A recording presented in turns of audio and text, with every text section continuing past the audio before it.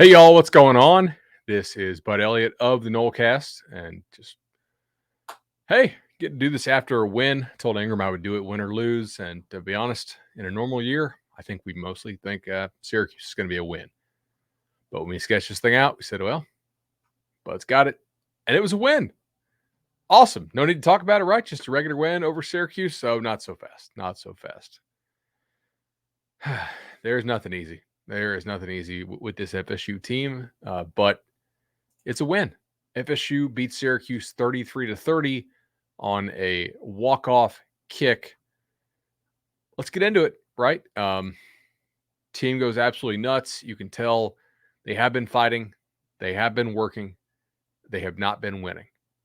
We know, given the players and the personnel on the field right now, they don't have very much player-wise. And ultimately, you know, it is what it is. They have what they have, and they're not going to have that many games that they can win with this current group of players. But they got this one. So let's go ahead and discuss how it happened. Of course, we always want to thank our sponsors, Louisiana Hot Sauce, the legendary team at Resolution Home Loans, or excuse me, at Hamilton Home Loans, 844 FSU Loan, the awesome group we have at Congruity HR Solutions, and of course, Madison Social. Ooh, all right. So, where do we want to start with this? Mike Norvell said it. We have a lot of guys playing who are extremely banged up. That's a quote from his press conference. I think he knows how important it was to get this win, and they damn sure got it. They actually had a pretty good lead several times throughout the game, right? I mean, if FSU led 9-0, FSU led 23-13, FSU led 30-20, and each time they allowed the game to come back and be tied, or to actually lose that lead ever so briefly. And yet FSU gets the W here. So let's go ahead and review I was going through the EPA per play here, the biggest plays of the game. If you're somebody who had to step away, it's understandable, right? Like it's FSU Syracuse for an FSU team that was winless and a Syracuse team that was 3-1, although not a great Syracuse team, obviously. The biggest plays in the game. So Jordan Travis's interception with 8 minutes left. Obviously, when you play Jordan Travis, you're going to have a lot of screens.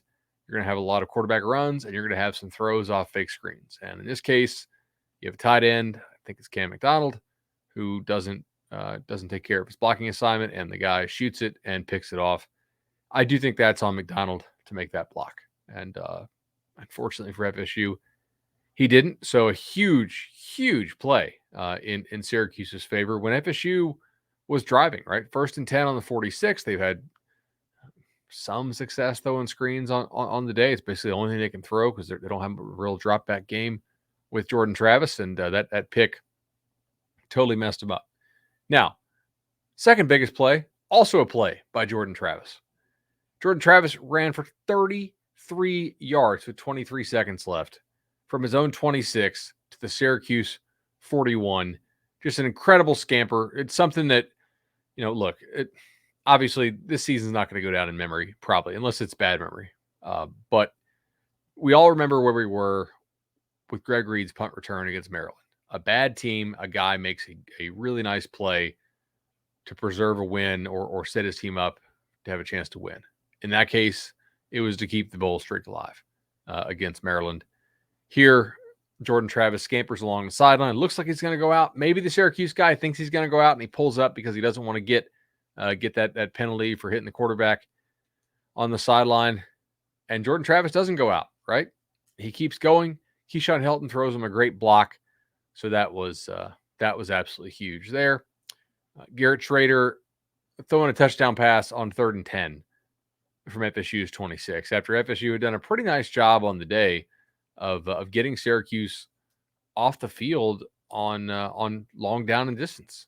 And in this case, just they don't look like they're ready. The communication problems in the secondary, just not good at all.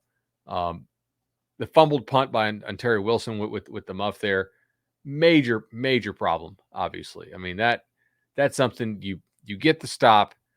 you're going to go up. I think you're going to go up multiple scores again there, and then you fumble the punt, right? And now, like, look, you still get the stop there, but then you got to punt it away, and Syracuse comes back down and scores. That was a pretty big deal. Trayshawn Ward's 66-yard run, just huge, and then of course Schrader's 55-yard touchdown run for Cuse. That was it. Like, for a game that really wasn't all that well played, there were a ton of swings in this thing. That was pretty remarkable. Just wow, just a wild game here. Let's go into the offense. So one thing I do want to point out about the offense here, this was not good offense, right? You were finally outgained on a yards per play perspective this year, and still won the game. So that was neat, because so far this year, I think FSU's had a couple games where it actually had the advantage in the yards per play category and lost the game. So nice to actually get the W there after losing the yards per play battle. So anyway, only 3 tackles for loss allowed. Or, well, the one box score says 4, the other one says 3. But in any case, for FSU to have run 69 plays, nice, and only have 4 tackles for loss allowed, that really is not too bad. And this is an offensive line, like we said, you got to get some guys back. You had Maurice Smith play tonight. You had Robert Scott go tonight. Are they 100%? No. Again, Norvell's quote, we have some guys playing extremely banged up. I think he means Gibbons on the offensive line, and I think he probably also means DLT, who's not fully back, from the offseason surgery, I don't think, and missed that whole offseason of conditioning and whatnot. That was huge, though. I mean, you gave up, 2 sacks for 11 yards? Okay. It's not the end of the world. 4 tackles for loss, 3 tackles for loss.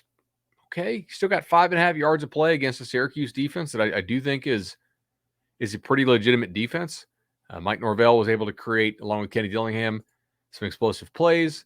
Obviously, no explosive pass plays, but you got runs of 65, 33, 25, 20, and then a couple for 10, 17, 11, and 11. That's not bad on the ground. You're maybe not going to have hugely explosive pass plays with Jordan Travis in there, but that's just kind of who he is. That's kind of what you're going to get. So, okay, that was just nice to get a win. I mean, that's just what it was. You could tell how much this meant to the kids, by the way. They were really into this. They were, I just think that they want to get off the skid and actually get a win, and that's huge, So, that's pretty big. Man. I wonder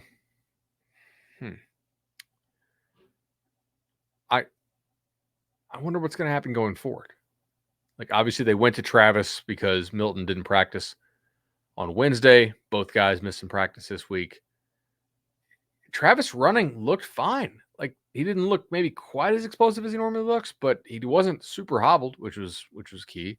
Do you stick with Travis going forward? I think probably, although there's some games, if you can't throw the ball, it just gives you basically no shot. Man. That scamper at the end was something cool. That really was, because if that game goes to overtime, I don't know. Are you confident there if it goes to OT? I don't know. Maybe you are. Maybe you aren't. Cam McDonald 41 yards receiving. Trayshawn Ward 29. Jashawn Corbin 14. Toa Philly 12. Keyshawn Hilton 26. So your leading receiver had 26. Your leading wide receiver had 26 yards catching. You had one guy with 5 and one guy with 4 yards. It was very one-dimensional, and yet, you got 33 points out of it.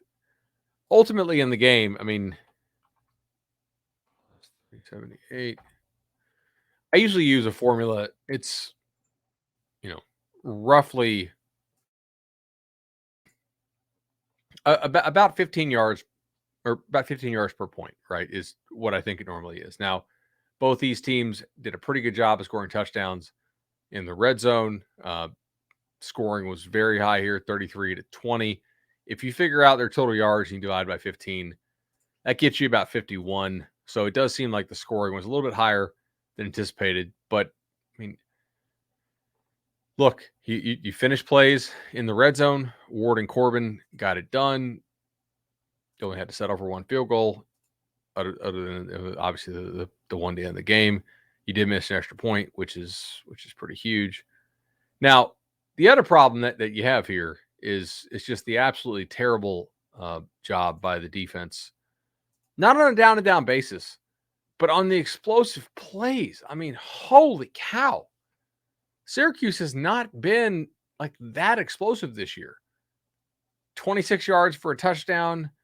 I mean, 24, 26, 17, and then explosives on the ground. A 55-yard run, a 32-yard run, 6 other runs of 10 plus. I mean, like the 6 other runs of 10 plus doesn't bother me that much. It's going to happen when you face a team that runs it as much as Syracuse does. But some of these explosive plays were just pretty poor. And it took away from a defensive effort by the Noles that otherwise, honestly, was pretty damn strong. I was very impressed by what FSU did on a down-to-down basis defensively against the run. I mean, they stopped. Let me pull this back up here. FSU, right, against the rush, they stopped 45% of Syracuse runs for 2 or fewer yards. They stuffed 7 runs. That's 0 or less. I mean, it's like 1 in 5.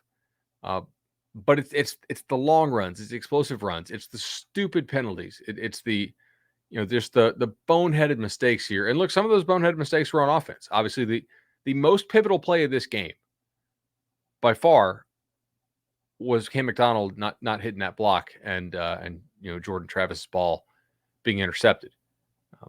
But I mean, you got to give the defense some credit at times because they did do a pretty good job getting off the field. 2 of 12 allowed on 3rd down. So, okay. I mean, how are y'all feeling? I feel like everybody was just like, finally, a win. So the fan base doesn't have to root for a team that's winless. Does it mean you can go win next week at North Carolina? Probably not.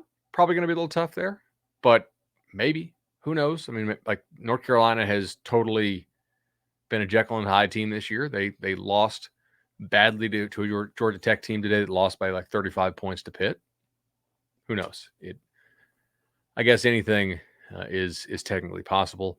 I know the broadcast was talking about how there should have been a holding call on the last play with Darius Washington. Yeah, I think that's probably fair. But also, what about illegal hands to the face? Right, legal use of hands. Is that not something that should be called? Like, if at worst it should have been offsetting because he's totally taken Darius Washington and just absolutely jamming his hand into his face. That probably needs to be called. Anyway, yeah, what a game. That was wild. They've got to learn to put games away and just, I was talking in some group chat. It's like, look, man, they keep making some really bad mistakes at bad times, and they there's no killer instinct here. And we're talking like, hey, why don't they just run the ball? And they ran it 37 times for 247. But ultimately, you are basically having to trick people here. So that's tough. And sometimes the tricks worked, sometimes they didn't. I did like the touchdown pass, obviously, to Helton. That was cool. You run all those screens and then you fake one. And you throw it vertically there in kind of the green zone area. That was cool. So, let's see what else. I mean, honestly, Norvell's face at the end was pretty cool. I mean, just he looked absolutely relieved. Yeah, I don't know. It was a kind of a frustrating win, but can you be frustrated with a win with a team that's 0-4 or that was 0-4? I don't know. I do know that 137 yards on the ground to Schrader is too many. Obviously, part of that was the the 55-yarder, but still, there's a 55-yarder, and that was no good. All right. Anyway, that's pretty much all I got here tonight.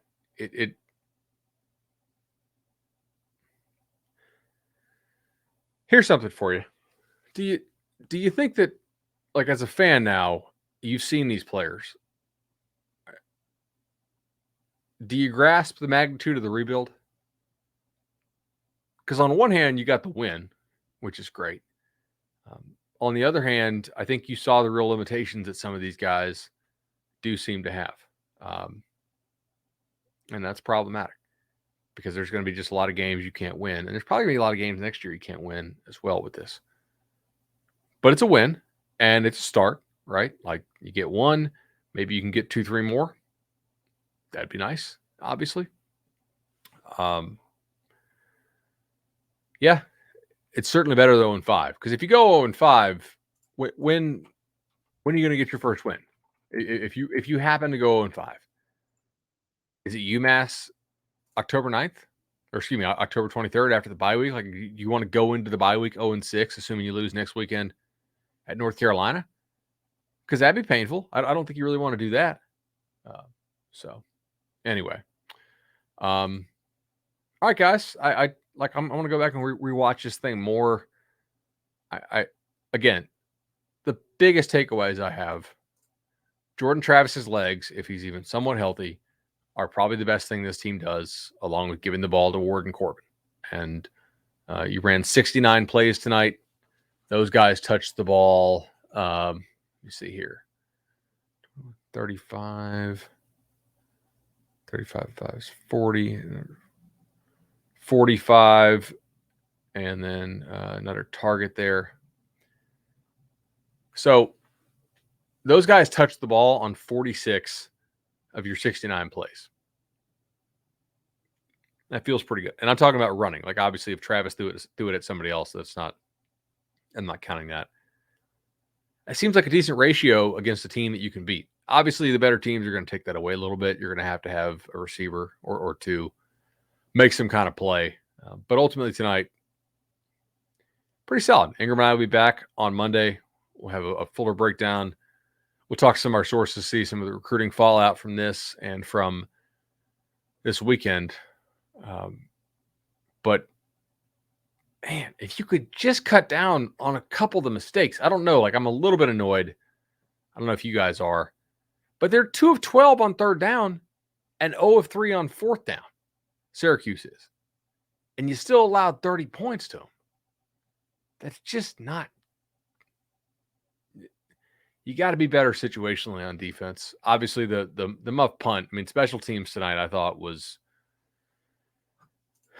just not very good. I mean, kick returns 3 for 39, a long of 16. That's not great, right? Punt returns, okay, you did have 1 for 12. The other 3, not too good, obviously. Punting, Mastromano, actually fairly good at 45. But, I mean, overall, you have a special teams turnover. Teams that lose the special teams battles when the spread is roughly, within a touchdown, they lose the game a whole heck of a lot of the time if you have a special teams touchdown or any kind of defensive score that go against you. And FSU was able to win despite the fact that you had a special teams turnover. It's pretty big. All right, y'all. We'll see you next time.